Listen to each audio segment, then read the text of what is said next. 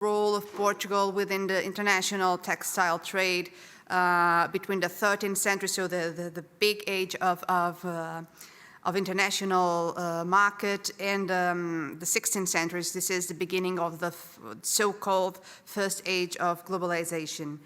And I will be trying to characterize the role of Portugal within this international textile trade in two or more, but two important facets. One as a consumer, this is as a buyer of textiles, and the other one as a supplier, or a seller of textiles. So consuming and supplying as synonyms of buying and selling.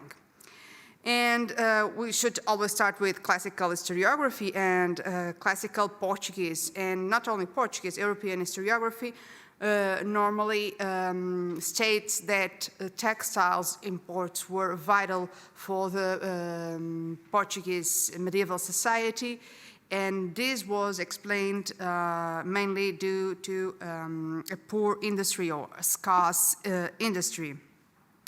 But the question should still be posed. Did really Portugal, was medieval Portugal really dependent or totally dependent on imports to dress up its society? And so to think about this, we are going to just have a glimpse on some of the iconical documents from these centuries that gives us a picture, not the whole picture, because each document has its own objective, but it will allow us to draw some conclusions. So we start with the 13th century, for which we have not so many sources, but we have this quite interesting one. It's a law regulating prices in the market, so it's quite easy to understand. There's a huge list of products from foodstuff to metalware to dresses to furs, leathers, and the price that should be, that is fixed by the royal authorities.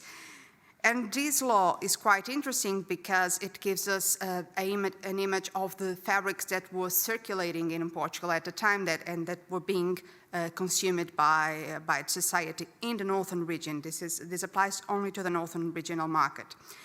And in this law, we can identify 43 different names for fabrics.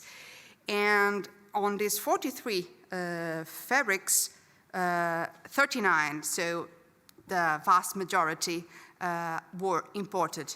And we know that, I will show you the list, but we know that because they have the toponym associated, so we know where they were coming from.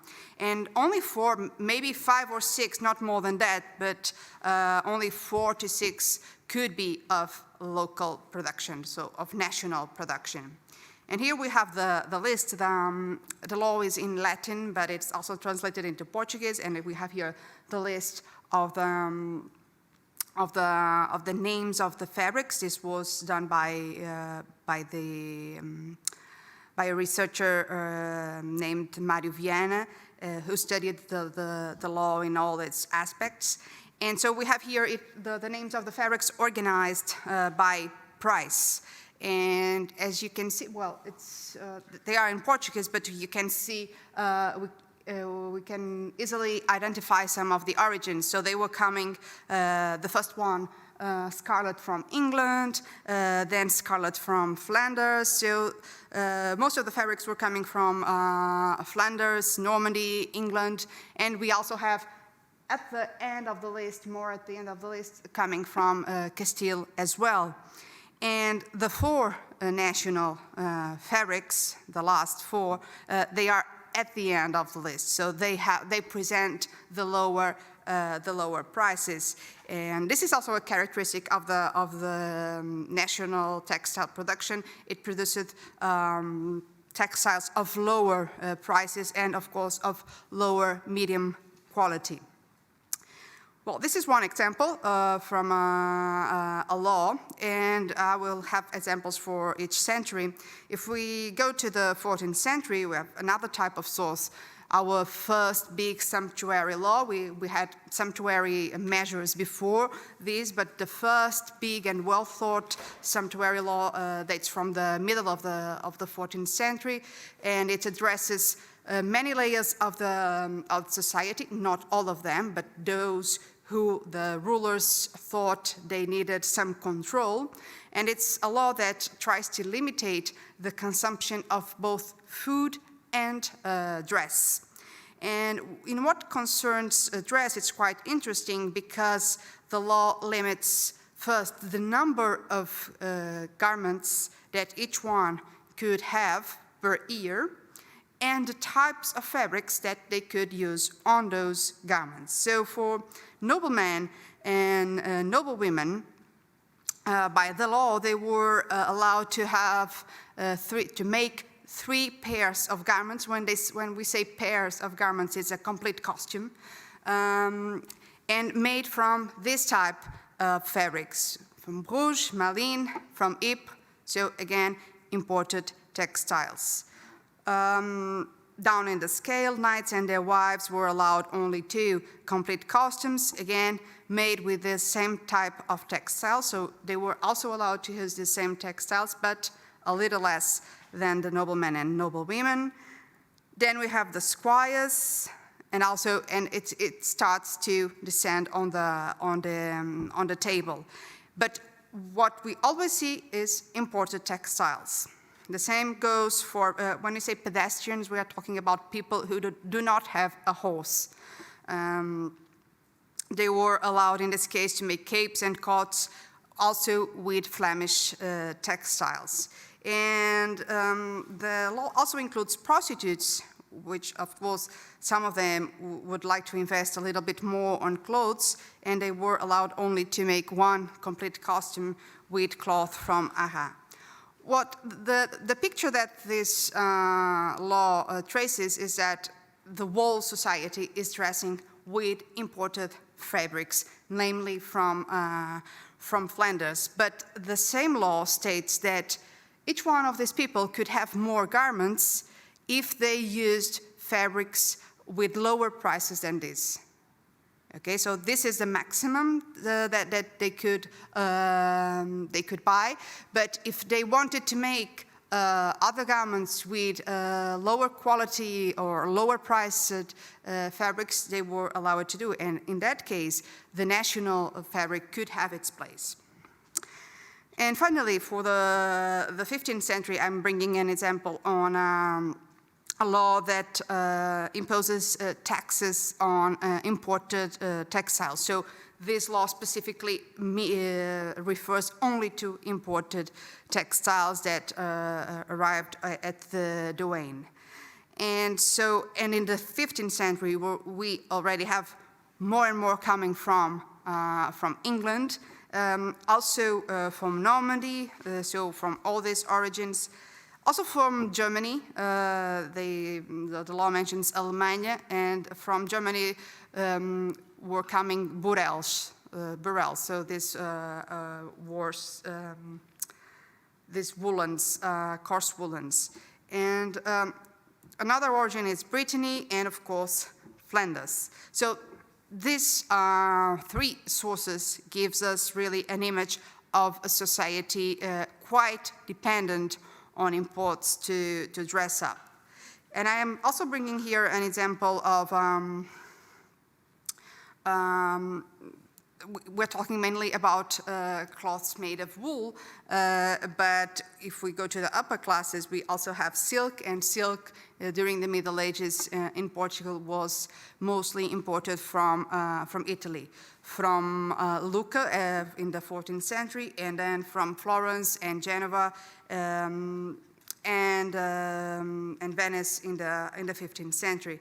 And this is a case study that I've made some years ago on this interesting book of accounts from an Italian merchant living in Lisbon. And so he has this quite detailed account of 75 operations of silk fabric sales. We're talking about velvet, satin, damask, and is selling directly to the final client. So it's a total of 33 clients. And who were these clients? So the bigger one was the king. And then we have court members from the royal family, or other noblemen that were circulating around the court, and also some Jewish merchants. And in this case, we're not talking about retail sales, but wholesale. So these Jewish merchants would then sell these clothes in their own shops in Lisbon and other cities. And we see also, this is just a curiosity, that we know the colors of each fabric, and black stand out with no doubt. Also, the red was also present, but black was quite fashionable at the Iberian courts at the time, and these registers also prove that.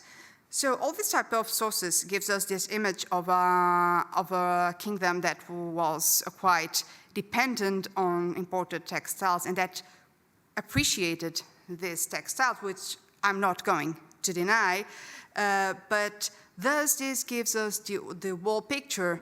No, this does mean that no industry existed, no. Although classical historiography, as I said, states that no relevant industry existed in Portugal during the Middle Ages. This is a map, classical map from Roberto Sabatini Lopes, and you see Portugal is completely absent on textile centers in Europe in the 13th century. But what I've done in my PhD some years ago was to prove that a textile industry really existed.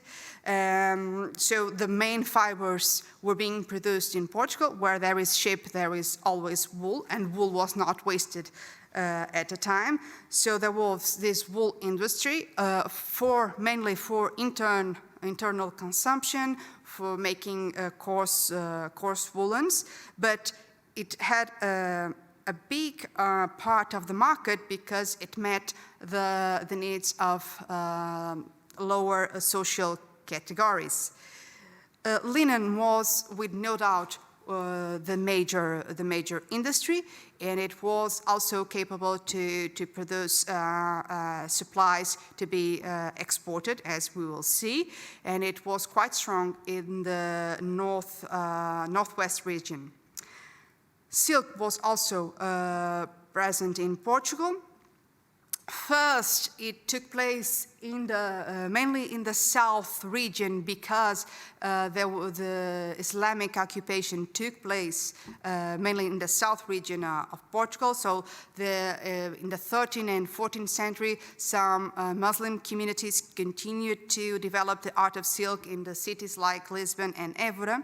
But in the last quarter of the 15th century, another pole emerged on the northeastern region in Trás-os-Montes, which is a quite interesting model of concentrate production, and it has nothing to do with Islamic tradition.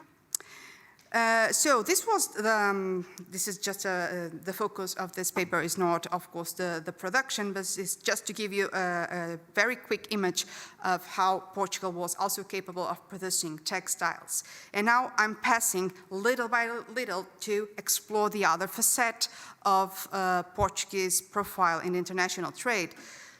So we know that at least from the end of the 14th century and along the 15th century, linen exports took place to the neighbor kingdom, to Castile.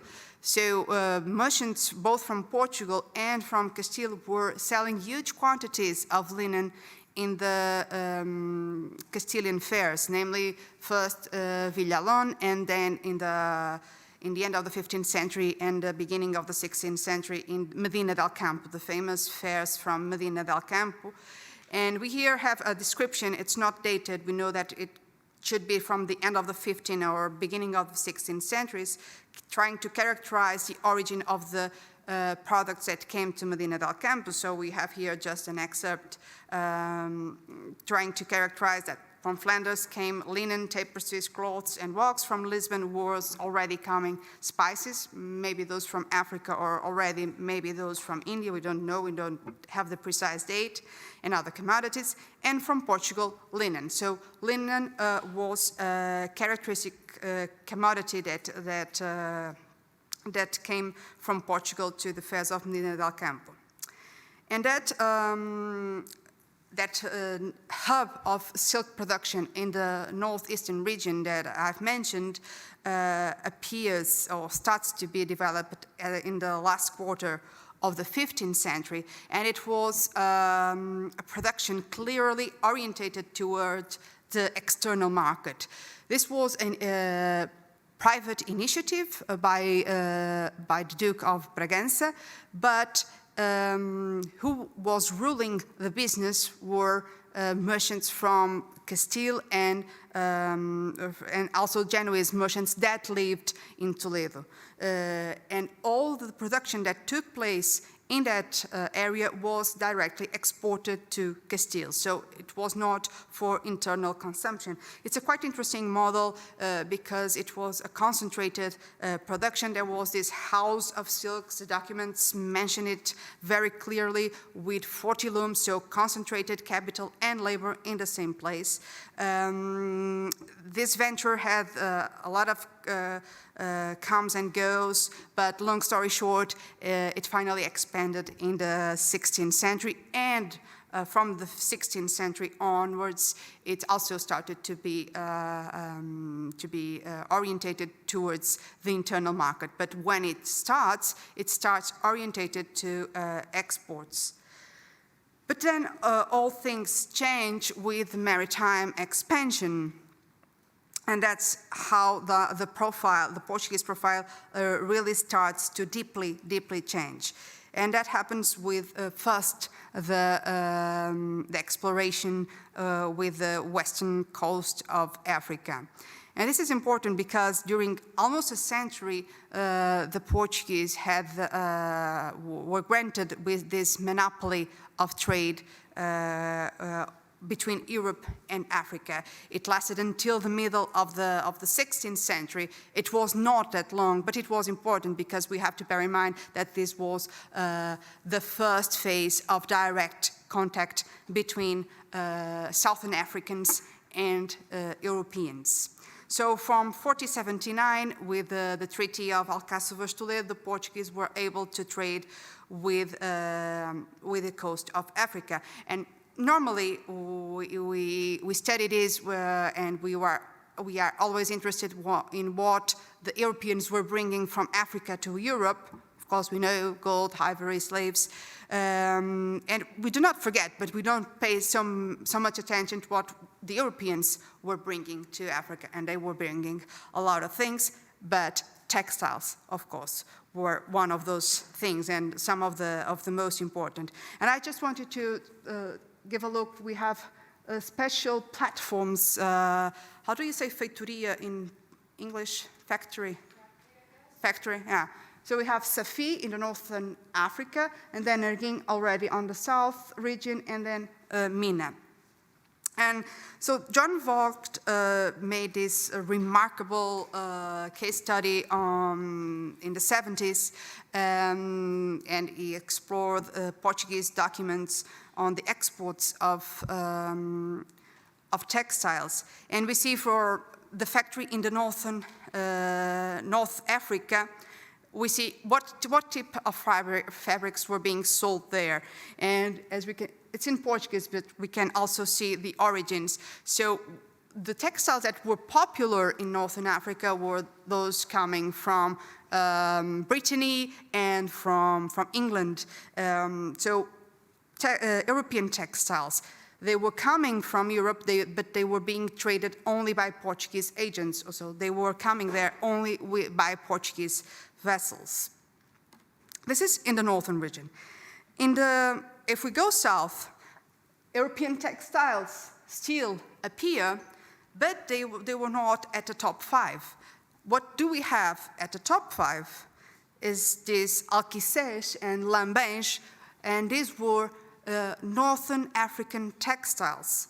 Northern African textiles were quite popular to Southern African communities because they were used to consume those textiles for centuries, and when the Portuguese arrived to North Africa, some of these internal circuits were a bit disorganized, and then when the Portuguese arrived, they took this role of supplying them with these North African textiles. So the Portuguese were buying textiles from Europe, then from North Africa to sell to the Southern African communities. And I want you also to pay attention to the number 5, mantas. These mantas, or blankets, the table does not mention it, but they were coming from Portugal, from the Alentejo region. And this has something to do with the Northern African textiles as well, as I will explain. So the lambens, or the hambel, are this type of North African textiles that are still being produced by Berber communities. They are made on vertical looms, namely with these quite interesting patterns, and they were very appreciated by Southern African communities for different purposes. And so the Portuguese agents quickly found out that this was a consumption need, and they tried to stimulate the production of hambels in North Africa. They also invested on not creating factories, but stimulating by exporting looms, other tools, so to stimulate the production. But at the same time, they found out that they could offer an alternative, something quite similar to the hambels. And those were the blankets, or the mantas do Alentejo, that were produced in Portugal and that presented some patterns that were quite similar to those of North African style. And well, long story short, why did the Portuguese have this type of textiles? Because some centuries before, due to the Islamic occupation, these patterns also entered in southern Portugal. Well, not only due to the Islamic occupation, but of previous contacts between North African communities and southern Iberian communities. And so this was a blanket with a long tradition. We know for sure that it was being produced with this branded name at least from the 13th century, but for sure it was before. So this came from Africa at a certain point, and then it goes back to Africa some centuries after. And I must point out, these fabrics were being used as coin mainly to buy slaves. We also have documents stating how much a slave costed, and I can just give you an example that with 2 blankets from Alentejo and a little more meters of French fabric, one could buy a slave aged 25 years, for instance.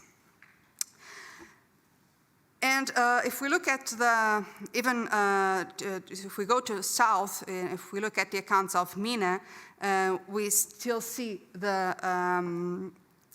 European textiles, the North African textiles, the Portuguese textiles, and we also, because this one is from the first years of the 16th century, the Indian textiles starting to arrive. So we also have this new types of textiles. So the Portuguese were bringing at first European textiles, then North African textiles, Portuguese textiles, and then they also created these new circuits for Asian textiles, not only to Western Africa, but worldwide, as we all know.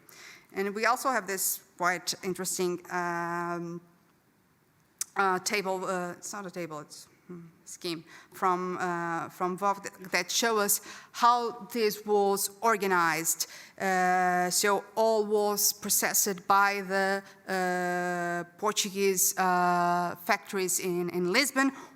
Some of them were quite lateral, but all passed through Portuguese agents, and this, of course, reshaped all international trade textiles. And at the same time, European weaving centers were being stimulated. It increased the production of European textile centers. North African weaving centers were also being stimulated, as well as the Portuguese textile production, and new circuits for Asian textiles were being created. So Portugal really acted in this specific phase as a game changer in the international trade during the first global age. It wouldn't last for long, as I said. By the middle of the 16th century, the Flemish and the English started to sell directly their textiles to Southern African communities, but the rules were changed first and were changed forever. Just to sum up, and I'm a little bit late, let's just have a look on how this evolution was organized. So in 3-4 centuries, so the profile in the 13th century, as we know, Portugal was only a buyer and a great consumer of European textiles. It will be always a consumer of European textiles. Even in the 15th and 16th centuries, also because they were wealthier, and they could buy more and more Italian silks, Flemish woolens, and all of that. In the 14th century, it started also to be a supplier, firstly with linen, and to their neighbors, so to Castile. In the 15th century, things really start to deeply change. So it was still a consumer, but it started to be a supplier of its own production, not only of linen, but also of wool, with the blankets from Alentejo, and also of silk to the Castilian market. And it starts to be the supplier of European and North African textiles to Western Africa. In the 16th century, all these facets were visible, and another one was headed. So Portugal started also to be an important supplier of Asian textiles to Western Africa, to Europe, and then also to America. So these are just some food for thoughts, but this is just a way to try to sum up how the role of Portugal quickly changed in these centuries and how this completely reshaped the international circuits, and it changed some countries that were peripheric at first became central at a certain point and changed the rules of trade quite forever. So thank you very much for your attention.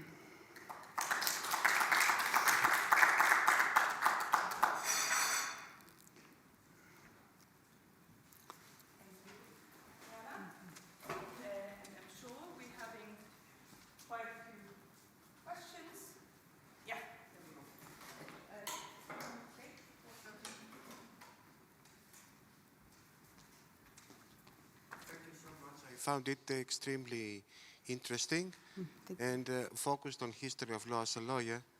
I would like to ask you if you have any idea, because of the first question I had about the limits of clothes Portuguese people had at that time. I'm speaking about 13th century, the sumptuary law.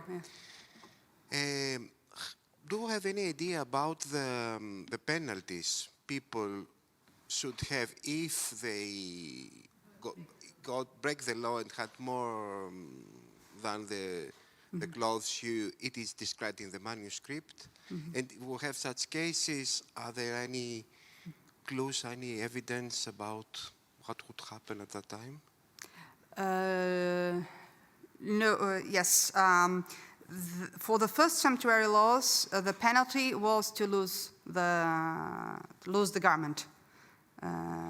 Yeah, and but as time evolves, I think in the modern era, not only they would lose the garment, but they also had to pay a penalty. Yes, Evidence, yes, I do have some from the 15th century, because in the island of Madeira, people were complaining that they were not allowed. They were forbidden to use doublets made of silk, and they were complaining because they said, we are not making newer doublets, but we already have ours, so can we please use it, because we already made the investment, well, the king gives them a special authorization. Otherwise, they would lose the garment, and they were afraid of using it in the streets, because they were subject to lose the clothes. Yes, that I don't have many evidence, but maybe you do have for later times. In the early modern law, sumptuary law, you are correct. They are penalty to lose the clothes, or to pay. It's possible to pay a tax to the Ordem of Santíssima Trindade. I don't know in English what you say. It's a religious order that o resgate dos cativos, captive, the north, the Islamic. Prisons in the north of they rescue the Catholics that was in jail in north of Africa, and the amount goes to that order. Mm-hmm. Okay. It's interesting. We also have that for Italy. I remember listening to a conference by Maria Giuseppina Mozzarella, and she said that there was this law, but if someone made a huge donation to a charity institution, they were allowed. So sometimes they do it to, and mainly, well, not noblemen, but in Italy there was no noblemen, but those oligarchs, they wanted to dress up their wives very finely, and so they were constantly paying these donations to be allowed to display these rich clothes. Yeah.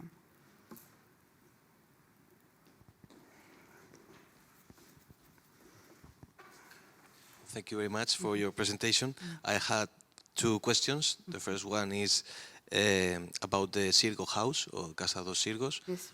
That extended its activity to the 16th century. I would like to know who led this activity, because if I'm not wrong, the Castilian merchant and the Genoese brother who led it at the end of the 15th century dropped this business. Mm-hmm. And the second question is about the relation between the scarce development of local cloth manufacturing with the high development of international trade that Portuguese merchants had. I mean, because when you were talking, it reminded me about Burgos, the Castilian city of Burgos, local manufacturing, which was scarce developed in comparison with other Castilian cities, but I think it was due to the fact that this international trade was more lucrative for merchants than promoting local manufacturing.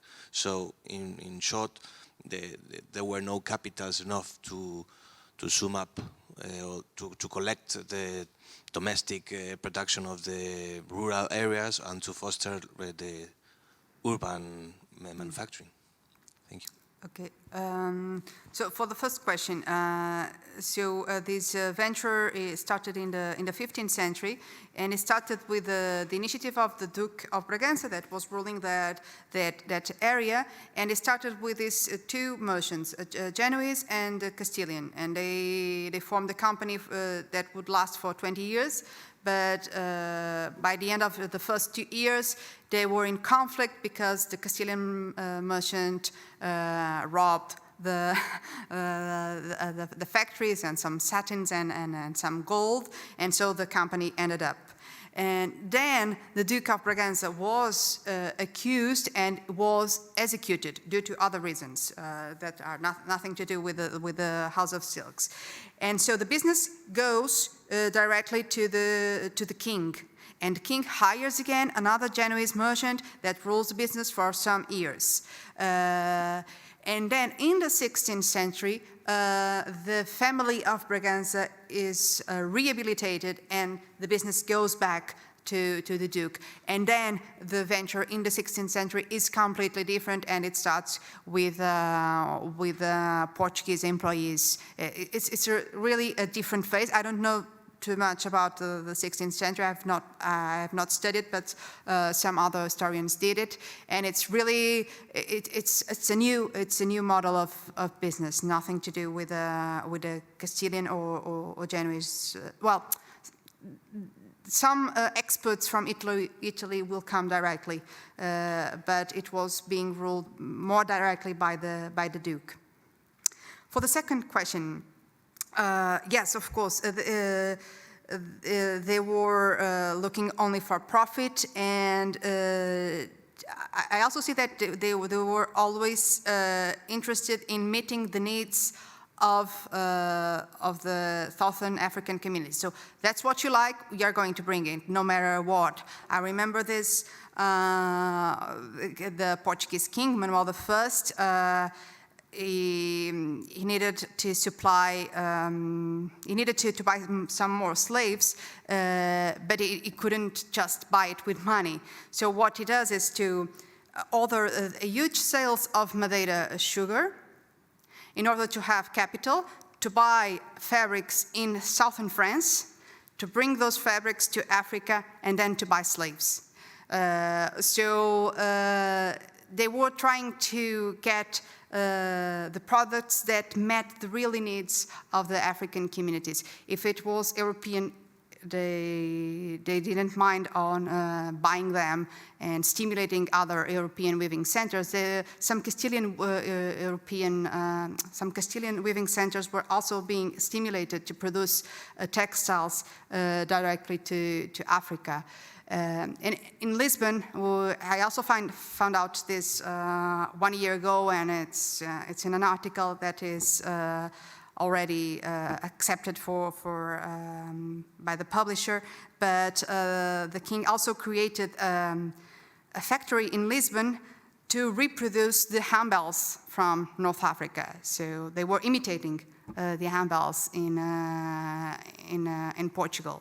So they were really engaged in meeting the needs, not in, if it meant stimulating its own industry, okay. If it meant stimulating other industries, other European centers, no matter what, they were always looking for profit.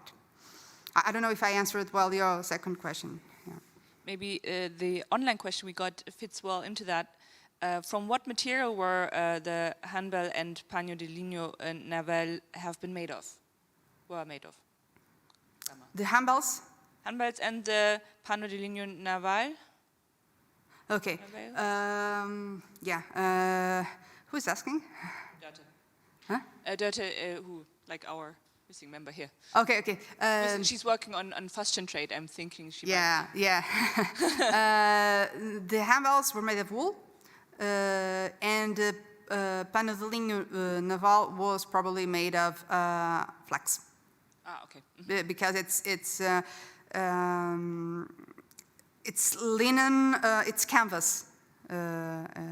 So its canvas is linen for how do you say sails for the.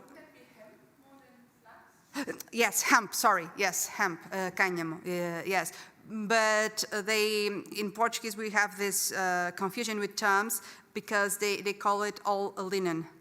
Everything is lino. What distinguishes is that when they want to say hemp, they call it lino alcanov. This is hemp. Yeah. Okay, and if it's navy linen, it's canvas, it's hemp. Yeah, of course. Yeah, it's hemp. No doubt on that.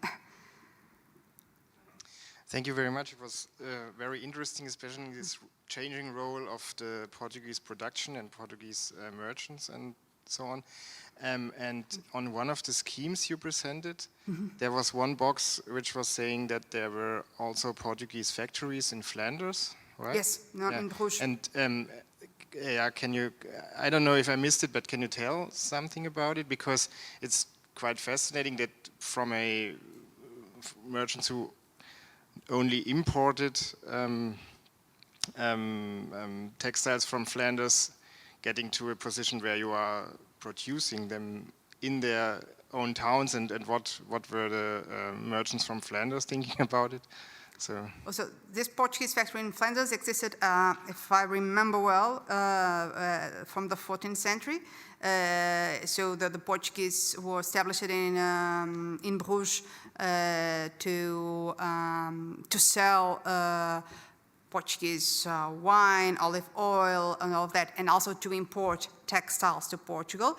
And what they do in the 15th and in 16th century, it will be the same. They were importing textiles, but in this phase, in the 16th century, they were importing these textiles not only for the consumption of Portuguese society, but to re-export them to Africa. So I don't know if I. No, they didn't. No, but they stimulated because they ordered large quantities of fabric, and that's why. No, they were not organizing. Okay.